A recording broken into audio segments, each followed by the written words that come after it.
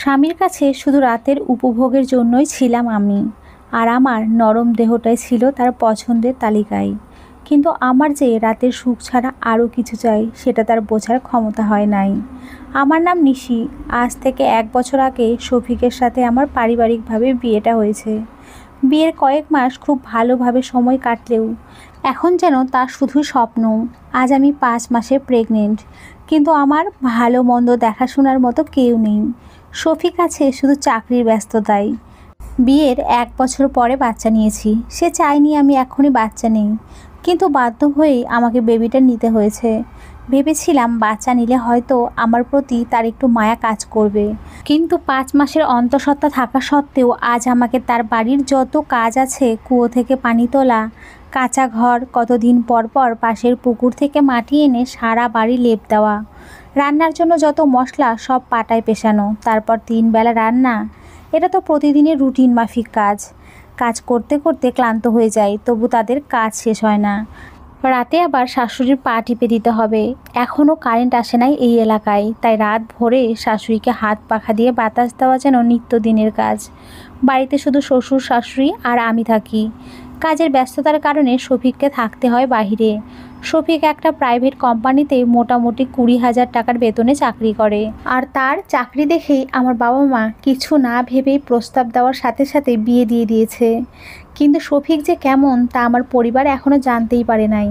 মাঝে মাঝে মাকে বলে, ধৈর্য ধরে থাকো, ঠিক হয়ে যাবে।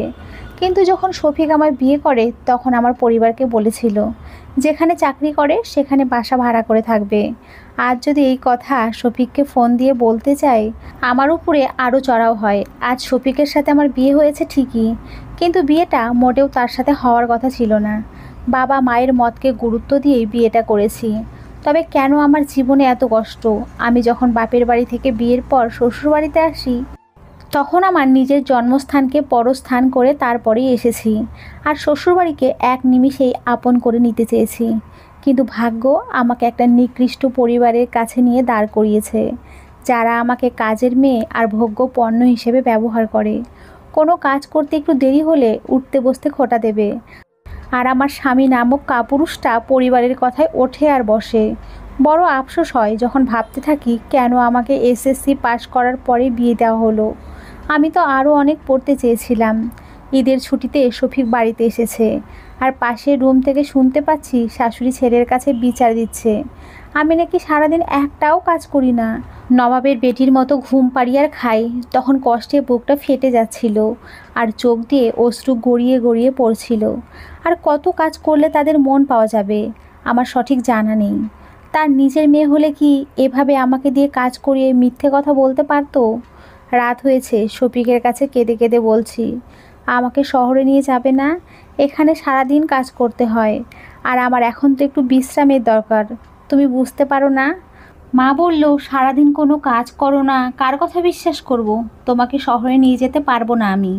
ও এখন নিতে পারবে না তো যখন বিয়ে করলে তখন বললে কেন? রাতের বেলায় তো ঠিকই আমাকে প্রয়োজন পড়ে, বেশি কথা বললে কিন্তু মেজাজ গরম হবে। নিশি কথা বলা অফ করে অন্যদিকে মুখ করে শুয়ে পড়েছে। রাগ করে সেদিন আর সারা রাত কথা হয়নি। পরের দিন রাতে শফিক সাহেবের মাথা ঘুরছে। এতদিন পর বাসায় এসেছে, বউকে কাছে পেতে চাচ্ছে।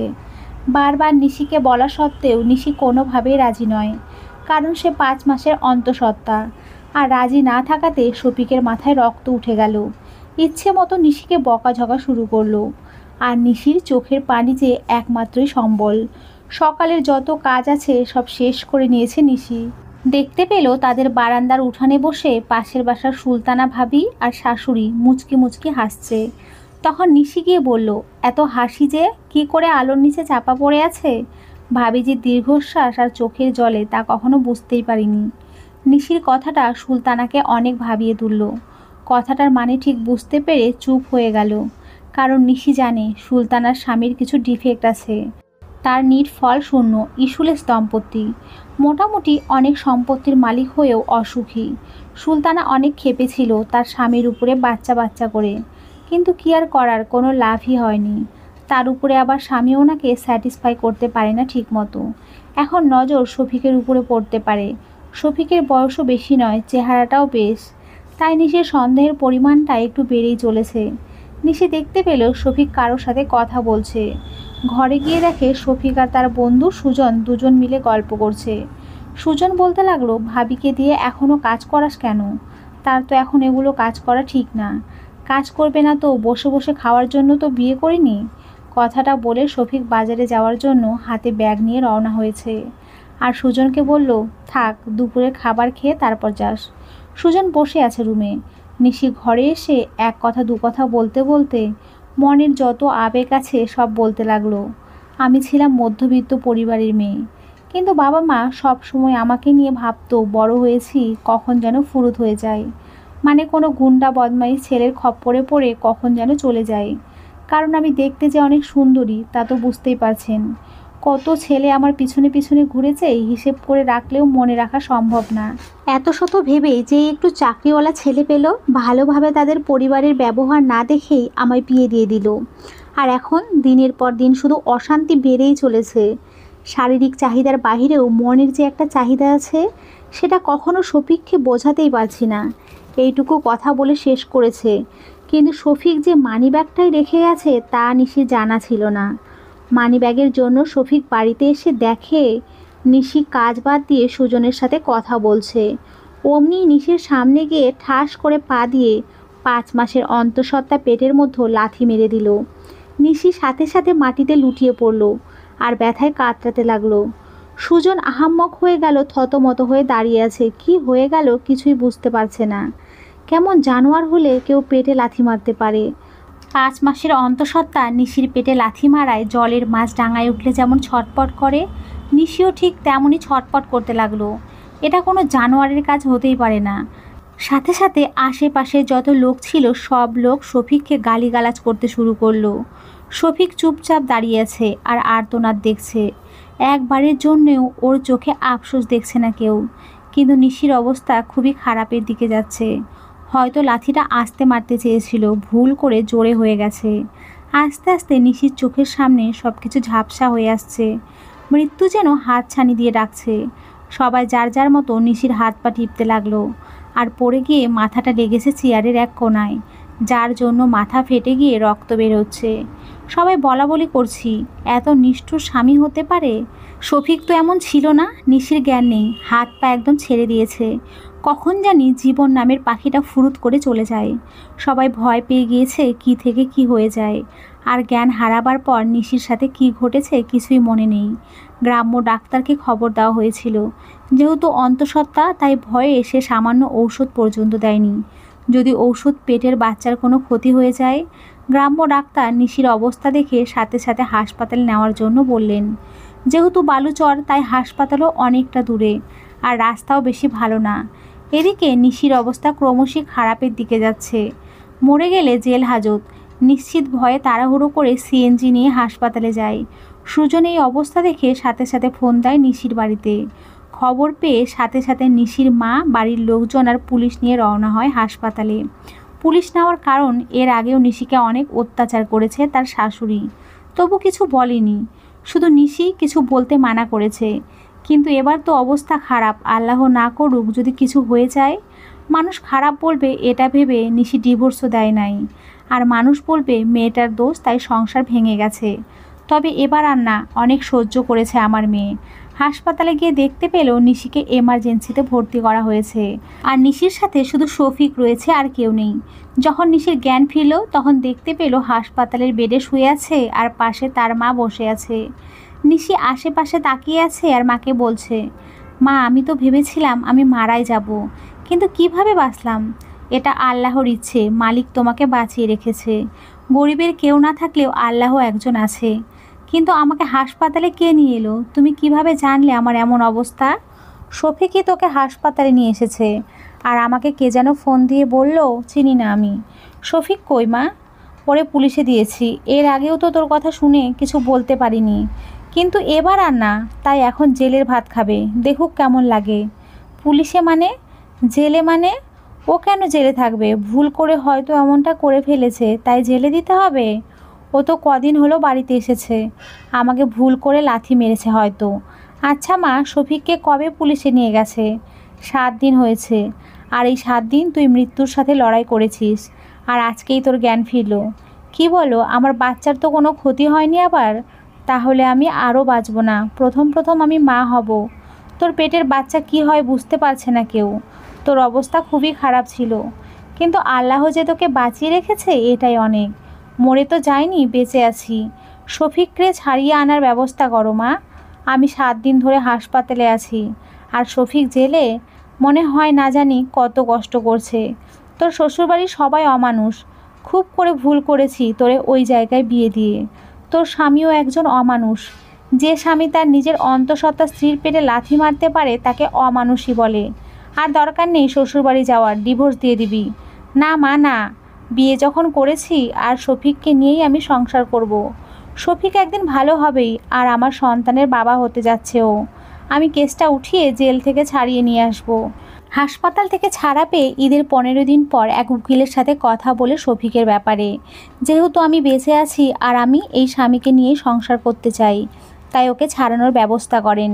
নিশি পুলিশ স্টেশনে গিয়ে এই কথা বলায় পুলিশ কেসটা বন্ধ করে দিল, আর 2 দিনের মধ্যেই শফিককে পুলিশ ছেড়ে দিল। শফিক আজই জেল থেকে ছাড়া পেয়েছে।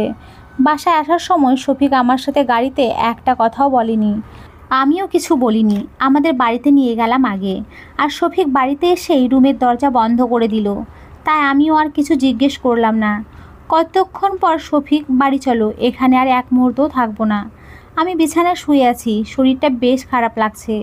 শফিক হঠাৎ আমার রুমে এসে হাতটা টান দিয়ে বলে, চলো তাড়াতাড়ি, এত দেরি করার কোনো মানেই হয় না। কি বলো তুমি? কেবল কতক্ষণ হয়েছে এসেছো? একটু তো বিশ্রাম নাও। কখন কি খেয়েছো তা জানা নেই। মা রান্না করেছে, খেয়ে তারপর যাব। না, এখনই বলছি, তোমাকে এক্ষুনি যেতে হবে। আবারও শফিকের ব্যবহারে কিছুটা চমকে উঠলাম। কি হয়েছে? কেন এমন করো আমার সাথে? আমাকে তোমার ভালো লাগে না?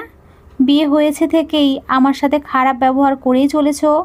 আমি আর তোমাদের বাড়িতে গিয়ে সারাদিনে এত কাজ করতে পারবো না। যদি আমাকে তোমার সাথে শহরে নিয়ে যাও তবেই আমি বাপের বাড়ি থেকে যাব, তার আগে না। শফিক কিছু না বলেই একটা থাপ্পড় লাগিয়ে দিল আমার গালে। আমি হতভম্ব হয়ে গেলাম।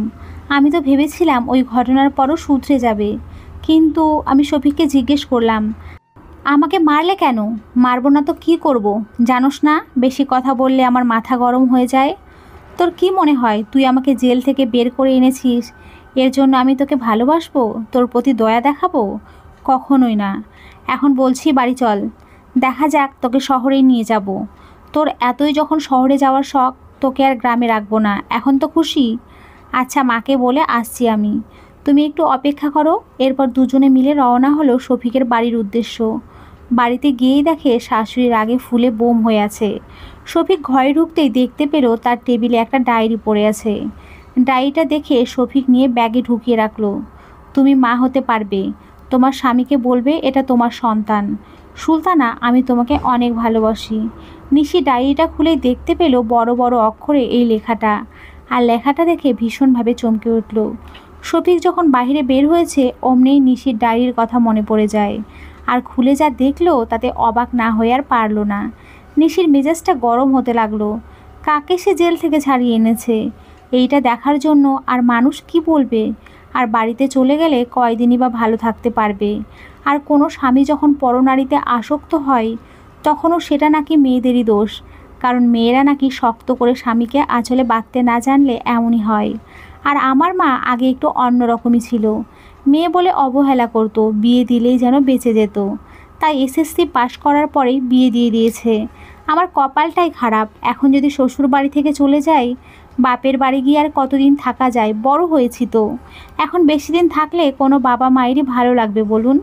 যখনই আমি শাশুড়িকে শফিকের কথাটা বলতে লাগলাম, তখনই বলে উঠল, আমার ছেলে আরও বিয়ে করবে, তাতে তোর ভালো লাগলে থাক, না লাগলে চলে যা। কি বলেন এসব? তাহলে আমাকে ছেলের বউ করে না আনলেই পারতেন। তোরে তো আনছি বাড়ির কাজ করানোর জন্য।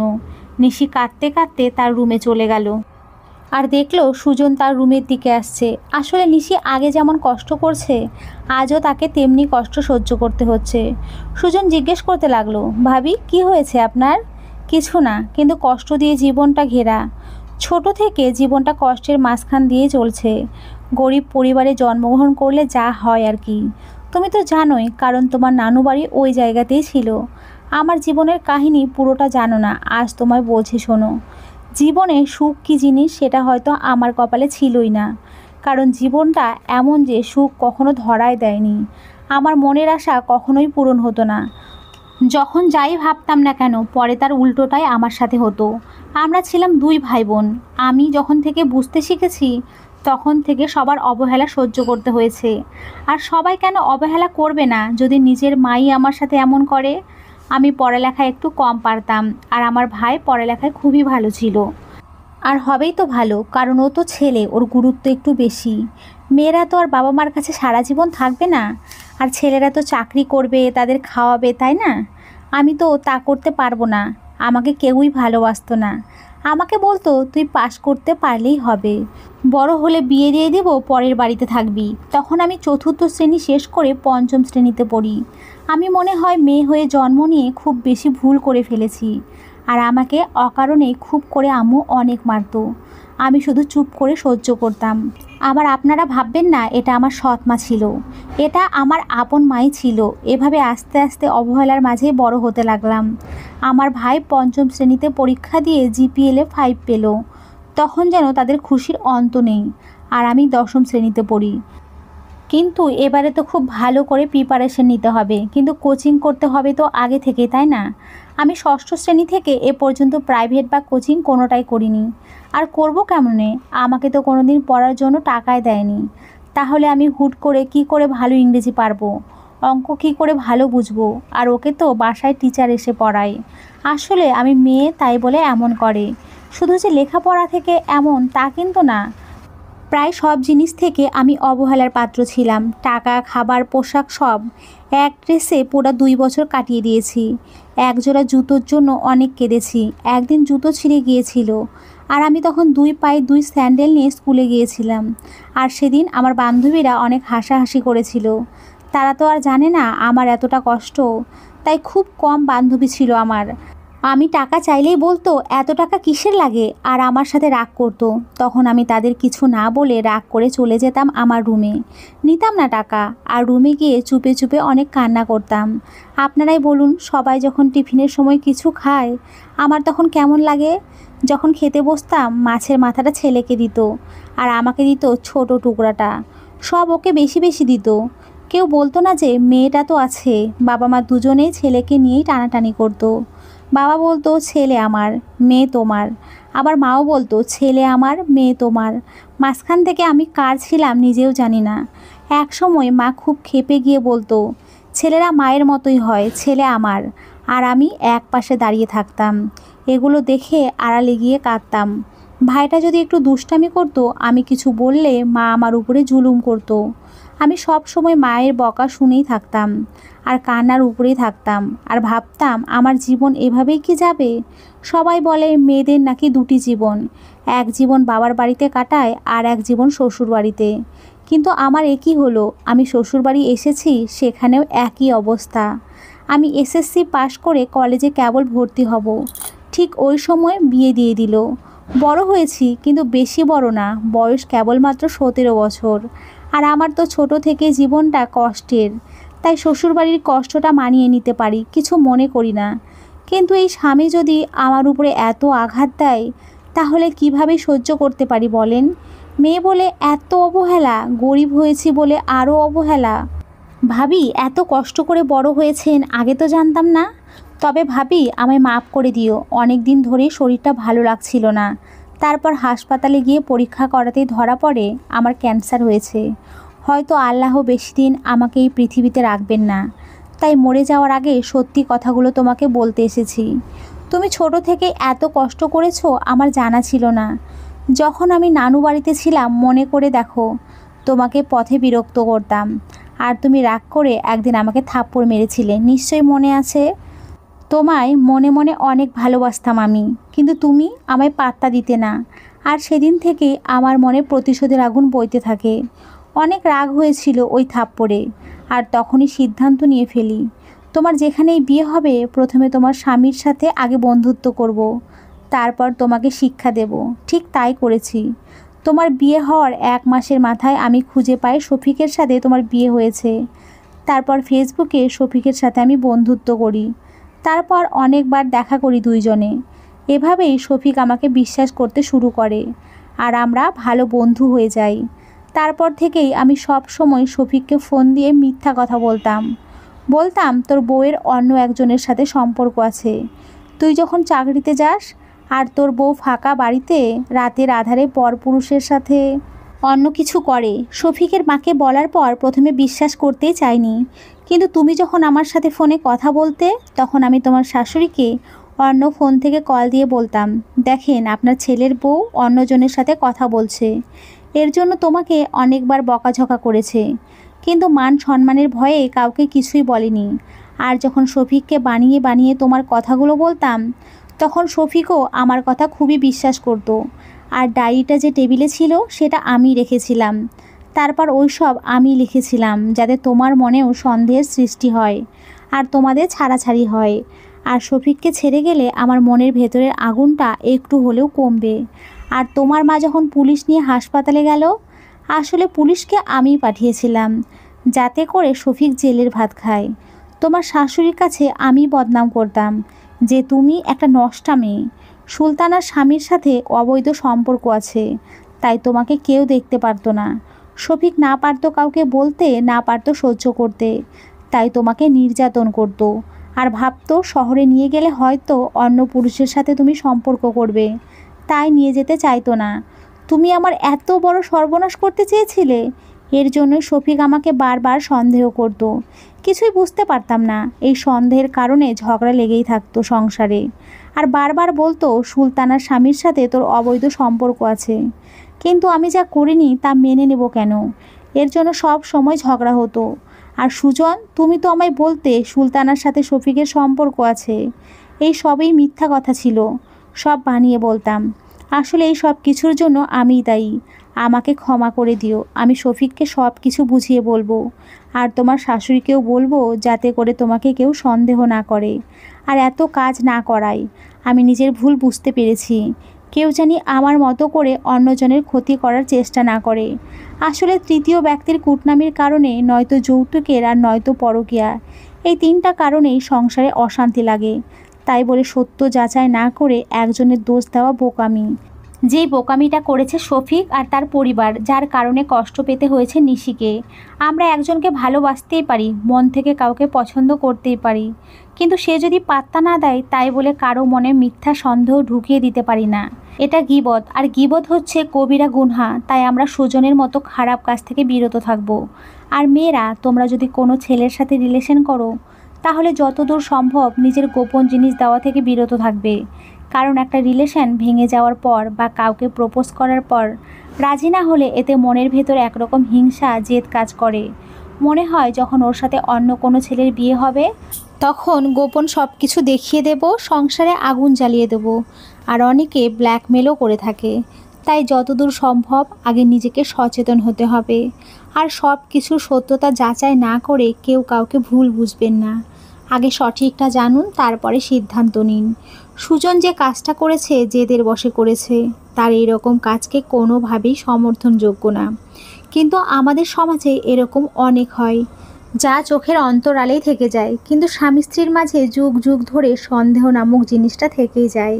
তাই আমার হিসেবে কোনো ছেলে যদি কোনো মেয়েকে প্রপোজ করে, যদি রাজি না হন তাহলে তাকে না ঘুরিয়ে তার সামনেই বুঝিয়ে বলুন, আমি বিয়ের আগে রিলেশন করব না, আর বিয়ের আগে প্রেম হারাম, আমাকে ভুলে যান। এখানে নিশির কোনো ভুল নেই। কিন্তু অনেক মেয়ে আছে যারা 4-5 জনের সাথে সম্পর্ক করে, একটা ভালো লাগে না ছেড়ে দিয়ে আর একটা ধরে। তাদের জন্য অপেক্ষা করে একটা ছেলের প্রতিশোধ নামক ঘৃণা।